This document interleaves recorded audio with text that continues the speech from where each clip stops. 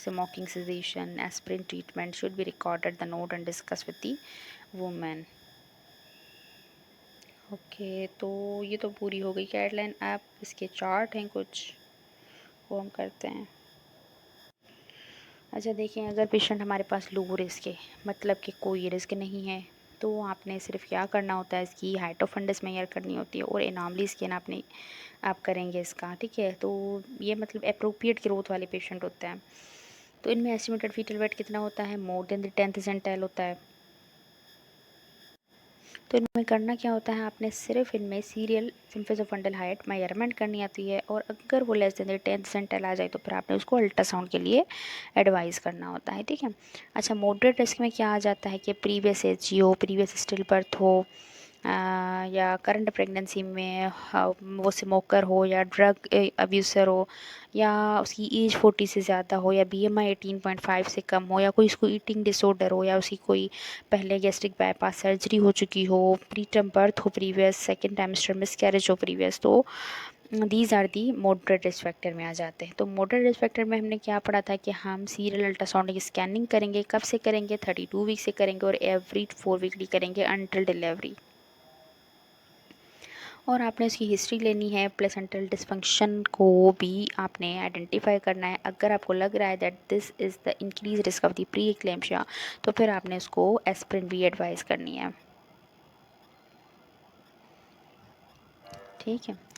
अच्छा, ये हो गया मॉडरेट रिस्क का। अब आ जाते हैं आप हाई रिस्क पे। हाई रिस्क में क्या आ जाता है आपके पास के, अगर पेशेंट हमारे पास है जिसमें मेडिकल हिस्ट्री है, मैटरनल कोई मेडिकल कंडीशन है, या क्रोनिक किडनी डिजीज़ है, या हाइपरटेंशन है, ऑटोइम्यून डिजीज़ है, SLE है, एप्ला है उसको, या ऑब्स्ट्रेटिक हिस्ट्री में प्रीवियस FGR है, या हाइपरटेंसिव है प्रीवियस प्रेगनेंसी, या प्रीवियस SG है, या करंट प्रेगनेंसी में पापा लेस देन 5th परसेंटाइल है, इन हैपन रेज्ड है, और इकोजेनिक बाउल मिल रहे हैं, हमें एस्टिमेटेड फीटल वेट कम मिल रहा है, या पेशेंट को सिग्निफिकेंट ब्लीडिंग है, मतलब APH है, तो इन कंडीशन में आप क्या करेंगे कि consider the prescribing the aspirin 150 milligram. जो पेशेंट हाई रिस्क पे है ना, तो उनमें आपने एस्पिरिन ज़रूर देनी होती है, ठीक है।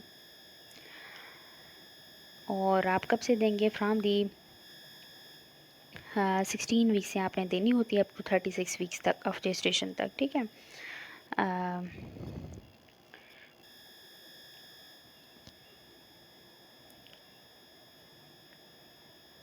ओके, मोस्टली आप उन पेशेंट्स में देंगे जिनमें ये 3 कंडीशन हो, ठीक है। एक तो ये कि प्रीवियस हाइपरटेंसिव डिजीज़ हो, या प्रीवियस फीटल ग्रोथ रिस्ट्रिक्शन हो, मतलब लेस देन दी 3rd परसेंटाइल हो, और या उसकी बर्थ हो गई हो before the 34 week of the gestation due to the FGR की वजह से।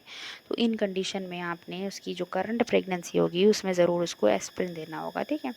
अच्छा, उसके बाद अब जो सॉरी, हाँ चला गया। अच्छा, तो उसके बाद के हाई रिस्क पेशेंट हमारे पास आ गई, ठीक है। तो हमने उसकी यूट्राइनाटी डॉपलर करनी होती है, वो हम कब करेंगे, बिटवीन द 20 to 24 वीक। अगर यूट्राइनाटी डॉपलर नॉर्मल आ जाती है तो हमने सीरियल ग्रोथ स्कैन करने होंगे फ्राम दी 32 वीक, और एवरी 2 to 4 वीक्स हम करेंगे इसकी स्कैन। बट अगर यूट्राइनाटी डॉपलर नॉर्मल आता है बट एस्टिमेटेड फीटल वेट इसका less than the 10th percentile है, तो फिर हमने सीरियल अल्ट्रासाउंड करने हैं इसके 26 वीक से, और हमने तब तक करने हैं उसके अनटिल द डिलीवरी तक हमने उसके करने हैं, ठीक है। 26 to 28 वीक से करने हैं, और डिलीवरी तक हमने करने हैं 2 to 4 वीकली। और अगर एबनॉर्मल यूटेनाटी डॉपलर आ जाता है और एस्टिमेटेड फीटल वेट 10th से ज़्यादा है, तो उसमें भी हमने सीरियल ग्रोथ स्कैन करनी है इसके फ्राम 28 वीक्स करने हैं अनटिल डिलीवरी। और अगर एबनॉर्मल यूटेनाटी डॉपलर आ जाता है और एस्टिमेटेड फीटल वेट भी less than the 10th percentile है, तो फिर हमने इसको डिस्कस करना है विद द फीटल मेडिसिन के साथ, ओके।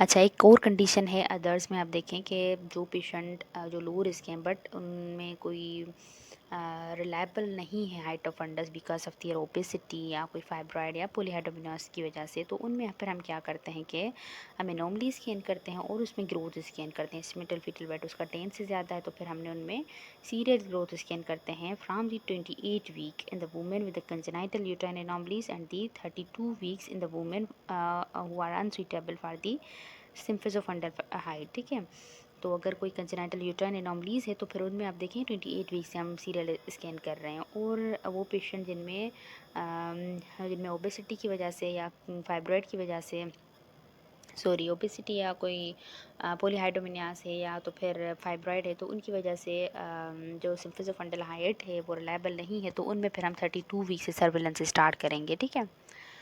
अच्छा, रिस्क असेसमेंट हम हर पेशेंट की करेंगे for the fetal growth restriction, वो हमने उसकी बुकिंग पे करनी होती है। ठीक है, फिर सिर्फ बुकिंग पे करके हम छोड़ नहीं देंगे, फिर उसकी दोबारा उसको हम असेस करेंगे 8 दी 24 वीक में। करंट प्रेगनेंसी में भी कॉम्प्लिकेशन हो सकती हैं, और अगर ऐसी कोई कॉम्प्लिकेशन हमें मिलती है तो फिर हमने सीरियल ग्रोथ स्टैन उसके करने हैं अप टू डिलीवरी तक। ये हमने जितना भी पढ़ा है उसकी समरी समझें आप। ठीक है, क्या DFGR है हमारे पास, for 32 week of the registration हमारे पास पेशेंट आई है, तो उसमें हम मेजरमेंट कैसे करेंगे। हमने उसकी 4 नाइटली मतलब 2 वीकली हम उसकी फीटल बायोमेट्री करेंगे और उसकी 2 वीकली हम अम्बिलिकल आर्टरी डॉपलर करेंगे। ठीक है, और हमारे पास पेशेंट आई है 24 टू 26 वीक्स तक और अम्बिलिकल आर्टरी डॉपलर में हमें एब्सेंट या रिवर्स डायस्टोलिक फ्लो मिल रहा है, तो फिर हमने उसकी इंडिविजुअलाइज्ड केयर करनी है। ठीक है, और अगर 26 टू 28 वीक्स तक आती है हमारे पास और हमें एब्सेंट या एंड डायस्टोलिक फ्लो मिल रहा है, तो आपने उसको डिलीवर करना होगा जब डक्टस वेनोसिस डॉपलर में ए वेव एब्सेंट मिले और 2.6 से short term variation less than हो, तो उसको आपने 26 टू 28 वीक्स तक आपने उसको डिलीवर करना होगा और न्यूनेटल टीम को भी इन्वॉल्व करना होगा। अच्छा, जिनमें एब्सेंट और रिवर्स डायस्टोलिक फ्लो आ जाए ना, तो फिर उनमें यह है कि आपने मॉनिटरिंग करनी होती है कि आप ट्वाइस वीकली CTG करेंगे और ट्वाइस वीकली आप या तो फिर डक्टस वेनोसिस डॉपलर करें। ठीक है, फिर वो डिसाइड करेंगे मोड ऑफ द डिलीवरी। अगर 29 टू 31 वीक में आपने डॉपलर किया और उसमें एब्सेंट या रिवर्स आ गया, तो फिर आपने CTG की या डक्टस वेनोसिस डॉपलर किया। अगर उसमें STV आपकी लेस देन 3 आ गई, तो आपने फिर भी डिलीवर करना होगा इसको। और 32, अच्छा ये हो गया आपका कंप्लीट अर्ली FGR का। और अगर लेट FGR हमारे पास पेशेंट आती है तो फिर उसमें आप कैसे उसको डिलीवर करेंगे। उसमें देखिए, अगर 32 वीक्स के बाद आती है ना, तो फिर भी हमने फीटल बायोमेट्री भी 2 वीकली करनी होती है और अम्बिलिकल आर्टरी डॉपलर भी हम 2 वीकली ही करते हैं। फिर आप देखेंगे कि अगर अम्बिलिकल आर्टरी डॉपलर आपका एबनॉर्मल आ रहा है, तो फिर आपने उसको CTG मॉनिटरिंग करनी होगी 2 वीकली। फिर वो फर्दर डिसाइड करेगी कि आपने कब डिलीवर करना है। अगर 32 टू 34 वीक्स तक आप तब डिलीवर करेंगे जब STV लेस दैन 3.5 हो, और 34 टू 36 प्लस 6 वीक्स तक आप तब करेंगे जब STV लेस दैन दी 4.5 आ जाए और एब्सेंट एंड डायस्टोलिक फ्लो आए।